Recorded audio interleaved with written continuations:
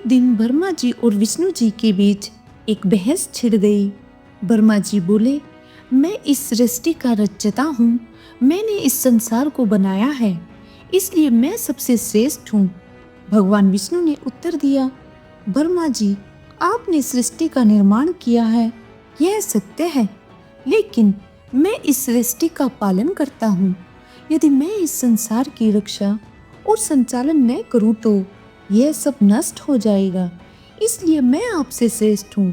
धीरे धीरे यह बहस इतनी बढ़ गई कि दोनों देवता एक दूसरे को नीचा दिखाने लगे। देवताओं और ऋषियों ने जब यह सुना तो वे चिंता में पड़ गए। यदि दो महान देवता ही लड़ने लगे तो सृष्टि का क्या होगा। जब ब्रह्मा जी और विष्णु जी के बीच यह विवाद चरम पर था, तभी अचानक वहां एक अद्भुत चमत्कार हुआ। आकाश से एक विशाल अग्निस्तंभ प्रकट हुआ। यह स्तंभ इतना विशाल था कि इसका न तो कोई शुरुआत दिख रही थी और न ही इसका कोई अंत। यह किसी जादुई रोशनी की तरह था, न गर्म न ठंडा, बस अनंत ऊर्जा से भरा हुआ। ब्रह्मा जी और विष्णु जी, जो अभी तक आपस में श्रेष्ठता की लड़ाई लड़ रहे थे, इस स्तंभ को देखकर चकित रह गए। यह क्या था? यह किस शक्ति का प्रतीक था? अब दोनों देवता यह जानना चाहते थे कि यह रहस्यमयी अग्निस्तंभ कहाँ से आया और इसका अंत कहाँ है। ब्रह्मा जी बोले, मैं इस स्तंभ के ऊपरी छोर तक जाऊंगा और देखूंगा कि इसका अंत कहाँ है। भगवान विष्णु बोले, तो मैं इसकी जड़ तक जाऊंगा और पता लगाऊंगा कि यह कहाँ से शुरू होता है। ब्रह्मा जी ने हंस का रूप धारण किया और इस स्तंभ के ऊपरी छोर की ओर उड़ने लगे। वे हजारों वर्षों तक उड़ते रहे, लेकिन उन्हें इसका अंत नहीं मिला। वह अनंत ही था। अंत में वे थक गए और सोचने लगे कि अब क्या किया जाए। विष्णु जी ने वराह का रूप धारण किया और वे इसकी जड़ों की ओर जाने लगे। विष्णु जी ने भी हजारों वर्षों तक नीचे जाने का प्रयास किया, लेकिन उन्हें इसकी जड़ नहीं मिली। वह भी अनंत थी। वे भी थक कर वापिस आ गए। जब ब्रह्मा जी ऊपरी छोर तक नहीं पहुंच सके तो उन्होंने एक चालाकी की। उन्हें आकाश में एक केतकी का पुष्प मिला, जो पहले से ही उस अग्निस्तंभ से गिरा हुआ था।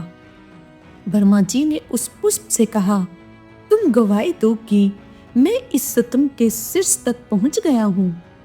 केतकी फूल ने झूठी गवाही दे दी और ब्रह्मा जी वापस लौटकर विष्णु जी से बोले, मैंने इस स्तंभ का अंत देख लिया है। विष्णु जी को यह सुनकर आश्चर्य हुआ।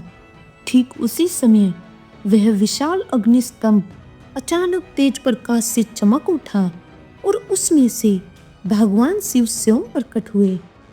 भगवान शिव ने क्रोधित स्वर में कहा, ब्रह्मा जी, आपने सत्य को झूठ से ढकने का प्रयास किया है, इसलिए आपको इसका दंड मिलेगा।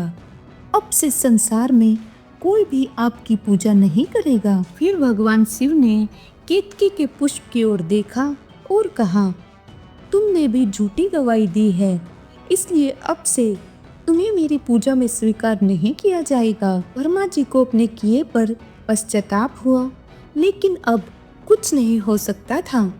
विष्णु जी ने सिर झुका लिया और बोले, हे महादेव, मैंने अपने अहंकार में यह नहीं समझा कि आप ही इस ब्रह्मांड के मूल है, कृपया मुझे क्षमा करें। भगवान शिव मुस्कुराए और बोले, विष्णु जी, आपने सत्य को स्वीकार किया है, इसलिए आप पर मेरी कृपा सदा रहेगी। इसके बाद भगवान शिव ने घोषणा की, मैं अनंत हूँ, मैं निराकार हूँ, इसी कारण मेरी पूजा शिवलिंग के रूप में की जाएगी। उसी दिन से शिवलिंग को भगवान शिव के सर्वोच्च रूप में पूजा जाने लगा। इस कथा से हमें सीख मिलती है, अहंकार का अंत निश्चित है। ब्रह्मा और विष्णु के अहंकार को भगवान शिव ने समाप्त कर दिया।